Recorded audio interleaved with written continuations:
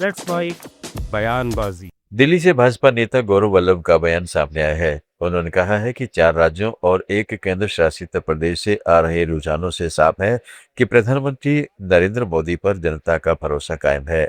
उनके मुताबिक मोदी के नेतृत्व में देश में नई राजनीति देखने को मिल रही है, जहां काम का रिपोर्ट कार्ड और भविष्य का रोड मैप दोनों सामने रखा जाता है। उन्होंने पश्चिम बंगाल का जिक्र करते हुए कहा है कि अंग बंग और कलिंग में भी भाजपा की सरकार बनेगी। साथ ही उन्होंने दावा किया है कि भाजपा और एनडीए को देश भर में जनता का मजबूत समर्थन मिल रहा है। बड़ी बहुमत के साथ सरकार बना रही है।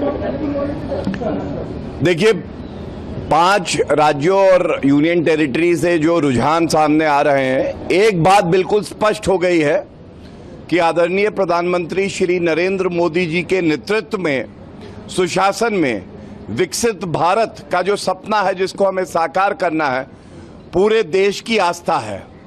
और ये कहना गलत नहीं होगा, आदरणीय प्रधानमंत्री श्री नरेंद्र मोदी जी के नेतृत्व में एक नई राजनीति भारत देख रहा है, और वो है प्रो इनकम्बेंसी की, जहां रिपोर्ट कार्ड रखा जाता है, जहां पे एक भविष्य के लिए आपके पास रोड मैप होता है।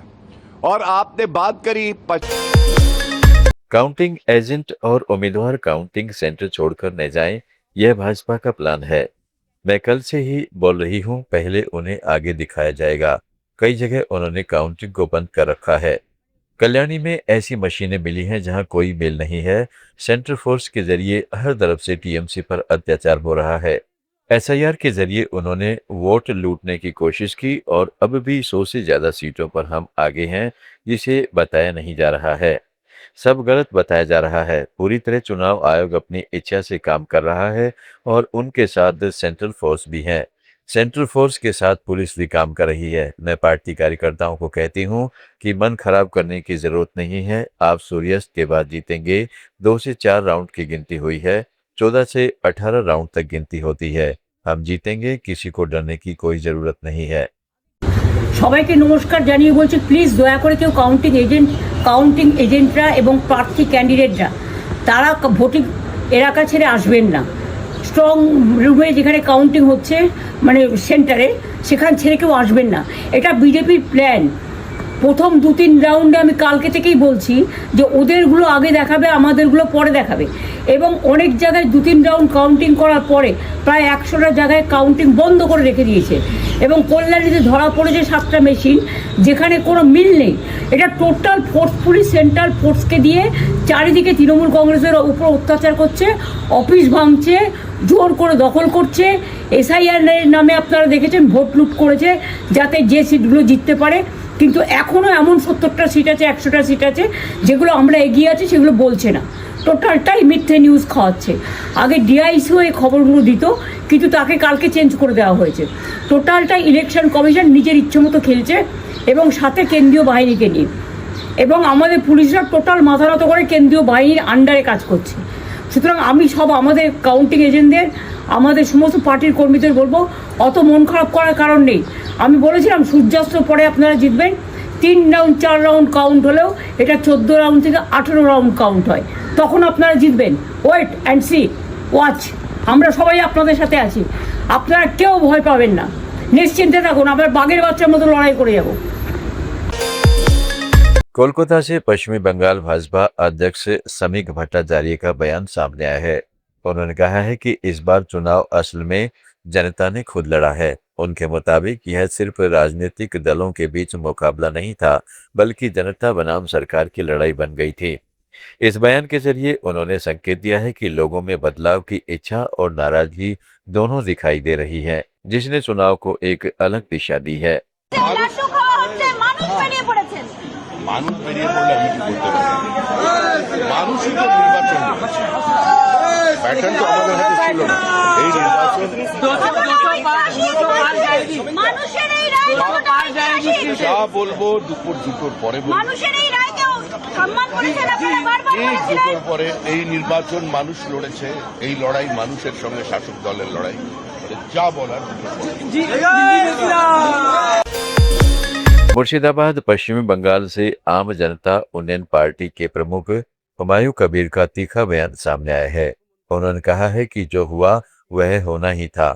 उनके अनुसार ममता बनर्जी ने मुख्यमंत्री रहते हुए अपने भतीजे को ज्यादा ताकत दी और जनता के साथ भरोसा तोड़ा। उन्होंने जनता को टीएमसी को जवाब देने के लिए बधाई दी और दावा किया है कि वह दोनों सीटों पर जीत हासिल करेंगे। क्या बोलूंगी, जो हुआ अच्छा हुआ, ये होना ही था। ममता बनर्जी को जो 3 बार मुख्यमंत्री बन के उनको भतीजा को इतना पावर छोड़ दिया, लोगों को इतना धोखाधड़ी किया, लोगों को साथ इतना पैसा लूटा, वो ब्रिटिश को जो पैसा लूटने गया 100 से 200 साल तक, वो उनको 15 साल में उनको छोड़ किया। तो आज का दिन में बंगाल का मानुष को बधाई दूंगा, जो टीएमसी को लूटने वाला को अच्छा जवाब दे दिया। काटने से तृणमूल 3rd पोजीशन में है, तो क्या बोलेंगे? क्या बोलूंगी, मेरा हक है राजनीति करने का, ममता बनर्जी को हक है राजनीति करने का। वो जो गलत काम में जुड़ा हुआ है, जो भ्रष्टाचार में ज्यादा से ज्यादा डूब गया, उनका जवाब मिल गया। उनका दोनों सीट में बहुत सारे वोट में गया है, तो क्या बोलेंगे? नहीं तो दोनों सीट जीतेंगी जीतेंगी जीतेंगी, पहले से ही बोला। आज भी आप 3 बाजने दीजिए, दोनों का ही सर्टिफिकेट मैं लूंगा, बाद में मैं घर जाऊंगा। यही कौन से इलेक्शन में आप रहेंगे वो बाद में सोचेगी, लोगों को साथ बैठ के आलोचना करके। राजस्थान भाजपा अध्यक्ष मदन राठौड़ का बयान सामने आया है। उन्होंने टीएमसी पर गंभीर आरोप लगाते हुए कहा है कि ममता बनर्जी के शासन में जनता परेशान और त्रस्त रही। राज्य में तुष्टीकरण की राजनीति चरम पर थी और कानून व्यवस्था कमजोर हो गई थी। राठौड़ ने आरोप लगाया है कि टीएमसी कार्यकर्ताओं द्वारा वसूली और लोगों को परेशान करने की घटनाएं होती रहीं। साथ ही उन्होंने दावा किया है कि अब बंगाल में बदलाव तय है और आने वाले समय में भाजपा की सरकार बनेगी जो जनता के हित में काम करेगी। चर्चा आ रहे हैं, सरकार बनती दिखाई दे रही है बंगाल से। देखिए, बंगाल में ममता बनर्जी के शासन से जनता त्रस्त थी, बहुत परेशान थी। वहाँ तुष्टीकरण की भी पराकाष्ठा थी और पूरे बंगाल में शरिया कानून चल रहा था, लूट खसोट थी। टीएमसी के जो कार्यकर्ता है वो वहाँ चौथ वसूली करते थे, जनता को तंग करते थे, परेशान करते थे और खुल्लम खुल्ला ममता बनर्जी की जो सरकार के अधिकारियों ने उन चहेतों को छूट दे रखी थी कि वो जनता से चौथ वसूली करे और आधा पैसा टीएमसी में जमा कराए और आधा पैसे से अपना घर चलाए। तो वो गुंडागर्दी करते थे, जनता बहुत परेशान हो गई थी, इसलिए जनता ने ब्याज समेत बदला लिया है। निश्चित रूप से ममता बनर्जी का शासन समाप्त होगा और वहाँ पर और भारतीय जनता पार्टी का शासन बनेगा। कोलकाता से मणिकतल्ला विधानसभा सीट की टीएमसी उम्मीदवार श्रेया पांडे का बयान सामने आया है। उन्होंने कहा है कि अभी नतीजे पर कुछ कहना जल्दबाजी होगी क्योंकि कई राउंड की काउंटिंग बाकी है। उनके मुताबिक अंतिम परिणाम आने तक तस्वीर बदल सकती है। श्रेया पांडे ने भरोसा जताया है कि टीएमसी ही सरकार बनाएगी और जनता का समर्थन पार्टी के साथ है। एक राउंड हुआ है और क्या उम्मीदें हैं? टू अर्ली, एक round is too early, 20 rounds है, 19 राउंड्स बाकी है। टीएमसी को क्या उम्मीदें हैं? जिस तरह से ट्रेंड्स दिखा रहे हैं उस तरह से टीएमसी सरकार बनाएगी। तमिलनाडु में टीवीके को लेकर जारी चुनावी रुझानों में पार्टी 234 में से 110 सीटों पर आगे बताई जा रही है। टीवीके प्रमुख विजय के पिता एस.ए. चंद्रशेखर ने इस पर बयान दिया है। उन्होंने कहा है कि पिछले 30 वर्षों से विजय समाज और तमिल लोगों के लिए कुछ करने की सोच रखते थे और धीरे धीरे उन्होंने इसे आकार दिया। चंद्रशेखर के अनुसार आज लोग उन्हें सिर्फ नेता नहीं बल्कि अन्ना यानी भाई के रूप में देखते हैं। युवा उन्हें भाई, महिलाएं बेटा और बुजुर्ग उन्हें अपना मानते हैं। Your family is now seeing Mr. Vijay as the Chief Minister of Tamil Nadu. Have you ever been discussed when Mr. Vijay was in his childhood days? Have you ever dreamt of your son will be the Chief Minister of Tamil Nadu? But I will motivate it, always be motivated. Because as a human,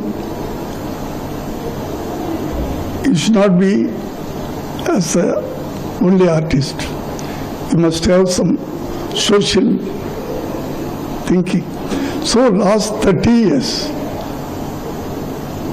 he was having in his mind, we have to do something for the society, for the Tamil people.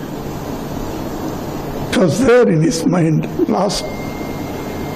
Slowly he has developed these things.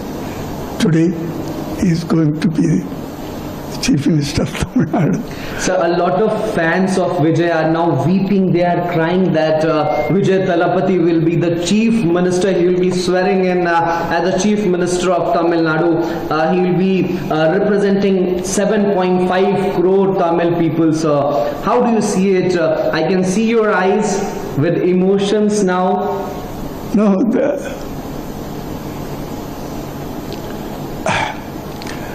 Tamil people, You're they getting love emotional, sir. automatically, of course. As a father, I should have. Tamil people loved him, not only a leader, not only as a leader. Every ladies considering him as his own son, young people, own brother, like own brother. Not like here everybody is calling youth Anna. Anna means brother. Everybody is Elder calling. brother, yes. Elder brother or younger brother. Old ladies, they are considering as his own son. Some 60 years old ladies, they are considering as a grandson. He has developed that relationship between the public and You're also a great artist. Assembly election result 2026 पर RJD सांसद मनोज झा का बयान सामने आया है। उन्होंने ममता बनर्जी बनाम शुवेंदु अधिकारी की टक्कर पर कहा है कि इसे व्यक्तिगत नहीं बनाना चाहिए। उनके मुताबिक ममता बनर्जी ने 15 साल तक राज्य का प्रतिनिधित्व किया है और उनके योगदान को नकारा नहीं जा सकता। साथ ही उन्होंने शुवेंदु अधिकारी द्वारा हिंदू इलाका और मुस्लिम इलाका जैसी बातों का जिक्र करने पर चिंता जताई और कहा है कि इस तरह की राजनीति देश के लोकतांत्रिक माहौल के लिए ठीक नहीं है। शुवेंदु अधिकारी और ममता बनर्जी के बीच में अभी बहुत ही टफ कंपटीशन चल रहा है। कभी कोई लीड कर रहा है, कभी कोई लीड कर रहा है। अगर सिर्फ इस तौर पे देखा जाए, मान लीजिए कि ममता बनर्जी हार जाती है, तो फिर टीएमसी का आप क्या फील? नहीं, ममता जी तो पिछली बार चुनाव में हार गई थी 1800-1900 वोट से, लेकिन फिर भवानीपुर से बहुत बड़ी जीत भी दर्ज की। इसको इतना व्यक्तिगत और आत्म केंद्रित विमर्श ना बनाया जाए। कोई भी इतने ममता जी ने 15 वर्षों तक वहां की नुमाइंदगी की, बंगाल का प्रतिनिधित्व किया। बंगाल आपको असहमति उनसे हो सकती है, लेकिन एक लीडर के रूप में उनके कद से किसी को असहमति नहीं होगी, उनके कंट्रीब्यूशन से भी नहीं। 15 साल कोई सत्ता में रहता है तो बहुत तरह की चीजें होती हैं। मुझे अभी जो थोड़ा आज के दिन थोड़ा आश्चर्य लगा, थोड़ा असहज भी हुआ कि शुभेंदु जी एक चैनल से बात कर रहे थे और मैं देख रहा था। उन्होंने 12-15 मिनट में हिंदू इलाका, मुस्लिम इलाका, हिंदू देश है, ये इस देश के डेमोक्रेटिक स्वास्थ्य के लिए उचित नहीं है। पोलराइजेशन ऐसा नहीं मैं मानता हूं कि पहले नहीं था, लेकिन इतने खुले तौर पे नेशनल मीडिया में इस तरह की जुबान बोली जाए तो आज किसी को भी लग रहा होगा उसके लिए तालियां बज रही हैं, लेकिन अंततः भारतीय लोकतंत्र के लिए ये ताली बजाने का अवसर नहीं होना। शुभेंदु जी कांग्रेस में ही थे, फिर टीएमसी में गए, अभी बीजेपी में है, तो अगर अपनी भी ट्रैजेक्टरी देखें तो उन्हें एहसास होगा। बयानबाजी में आज इतना ही। जुड़े रहें लेट्स माइक के साथ।